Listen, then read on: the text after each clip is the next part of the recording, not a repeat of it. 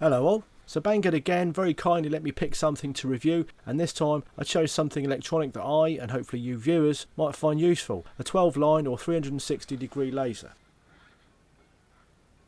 As you can see, this one comes in a fabric case with cut foam insert. The one that arrives is slightly different than advertised and in the all Chinese manual, in that it doesn't have a 1/4 inch mount on the top and only has 2 function buttons rather than the 3 shown. Comes with a battery, charger and UK 3-pin plug adapter.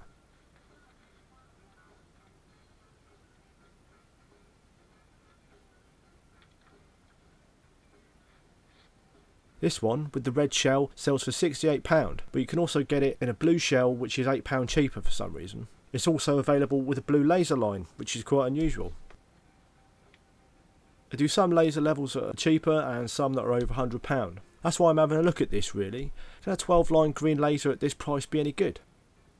Well, first impressions are okay. We do at least have a 1/4 inch tripod mount underneath, and functions, if nothing else, seem uncomplicated.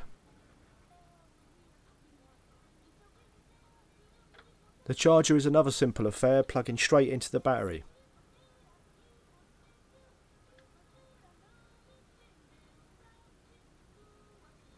The battery slides nicely in and out of the body and seats with a reassuring click. The on-off button, which works well enough but has a lot of slop, is on the side with the function buttons on top. Pretty standard layout really. It does have some slightly rubbery overmolding, but the body and laser housings do feel plasticky. I mean, it is plastic, but feels quite cheap compared to the exotic plastic polymers you might find on your power tools. But it is cheap, so let's manage our expectations a little. So if I turn it on and level it out a bit, presto, a nice green laser line. The selection buttons aren't buttons but touch sensitive pads and allow you to choose a single laser orientation, across and the full 12 line. What the other button does I've absolutely no idea. Nothing that I can tell.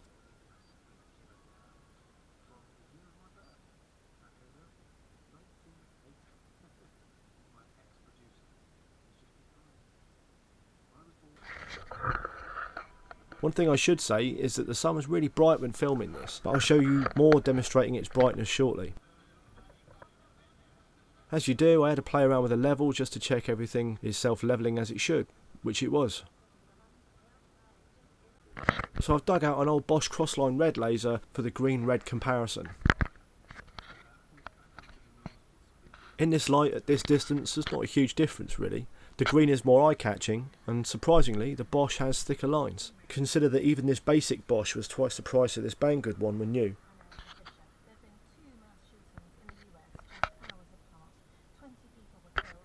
An interesting point to note is that my garage has quite a slope, as you can see on the level vial.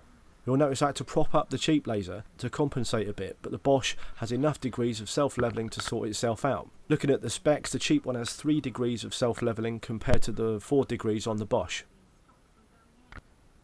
If I turn the laser towards the mess at the back of the garage, I think it shows up on the camera a bit better how nice and bright this laser is.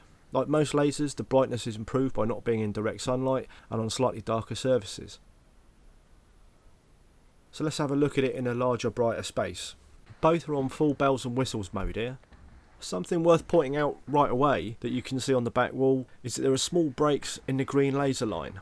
This is caused by the little plastic corner supports on the laser housing. The expensive lasers from your big brands do try and eliminate this as much as possible to give you a genuine 360, but again, at this price, I think we can manage our expectations. It's not a huge deal, but something to be aware of, as the small gap in the laser line will increase over distance. You can see though how on a white wall and on a bright day how much more visible the green line is compared to the red.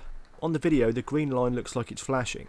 It actually wasn't in person, so it must be some frame rate issue on the camera or something. Walking to the other end of the building, at the back wall, we're now 9 metres away from the lasers. Still got visible lines, the green's still brighter than the red, but both are getting fainter and starting to widen a little. I can tell you that our Bosch and Hilti green lasers don't struggle at all at this distance, but then they are 6 to 10 times the price. Working range for the Bosch red laser here is listed as 10 metres and the green listed as a 25 metre diameter, which from the way they're performing in this room looks about right.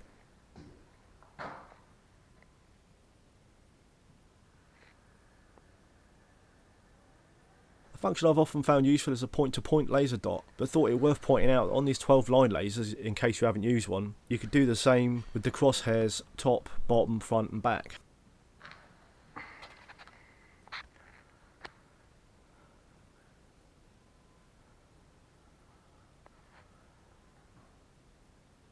In the as yet undeveloped downstairs of the building, I think it shows again just how much a green laser pops compared to the red. Really shows on the joists above and on the arm of my nicely balding comrade there. And again on the back wall on different surfaces.